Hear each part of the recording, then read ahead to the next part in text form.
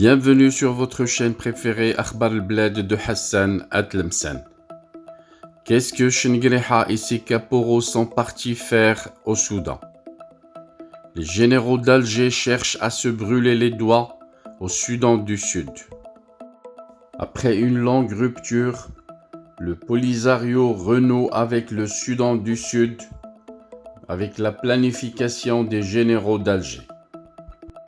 Avant d'expliquer, n'oubliez pas de vous abonner à votre chaîne Akhbar al-Blad de Hassan Atlemsan.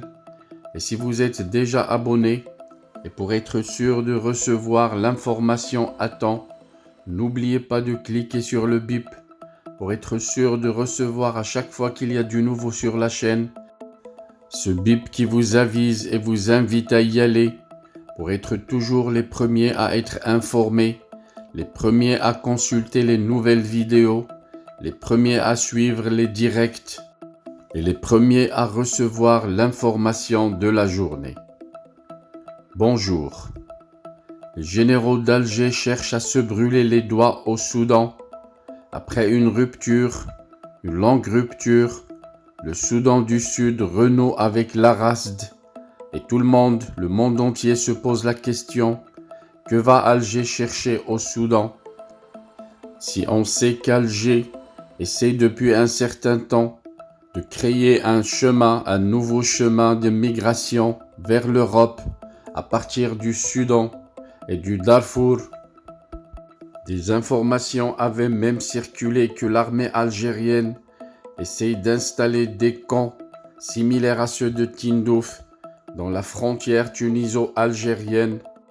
Si on ajoute à cela les contacts de l'armée algérienne avec les milices de Hezbollah et les milices de l'Iran, on pourrait conclure que l'Algérie est en train de jouer avec le feu et que Shingreha et ses caporaux érigés en généraux dictateurs d'Algérie sont en train de se brûler les doigts en brûlant toutes leurs cartes avec le NATO, avec l'Occident et surtout avec l'Union européenne. Et voilà qu'après une rupture de 4 années, la République du Soudan du Sud et les terroristes du Polisario rétablissent leurs relations. C'est ce qu'annonce l'agence de presse du Polisario.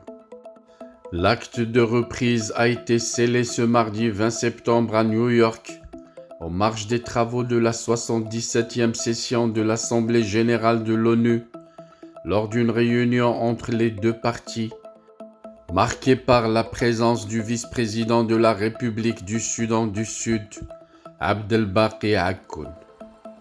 Pour rappel, le roi Mohammed VI avait effectué en février 2017 une visite officielle de 2 jours dans la République du Soudan du Sud et avait eu des entretiens avec le président Salva Kiir. La déclaration conjointe avait alors précisé que la question du Sahara est différente dans sa genèse et sa nature juridique et politique de celle du Soudan du Sud. Son Excellence le président Salva Kiir Mayardit reconnaissait les efforts des Nations Unies en vue d'aboutir à une solution politique au conflit régional sur le Sahara marocain. Le président avait salué les efforts sérieux et crédibles du Maroc dans le règlement de ce conflit. Au cours de ce déplacement royal, Rabat et Juba avaient notamment signé un mémorandum d'entente sur la coopération dans le domaine des mines.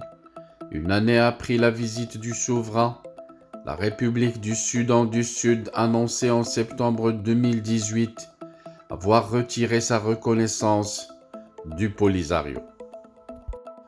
Aujourd'hui, et alors que les ventes en gaz algériens se sont épanouies, les généraux d'Alger, au lieu de s'occuper de l'épanouissement du peuple algérien et du développement de l'infrastructure en dégradation au pays, ils commencent leurs minables habitudes de rôder dans les colloques et rencontres internationales pour essayer de corrompre certaines personnes afin de décrocher, ne serait-ce que pour quelques jours, quelques semaines ou quelques mois, Une petite reconnaissance pour leur république fantoche, constituée de mercenaires, de terroristes et de migrants égarés qui cherchent à améliorer leur vie, rassemblés partout à travers l'Afrique.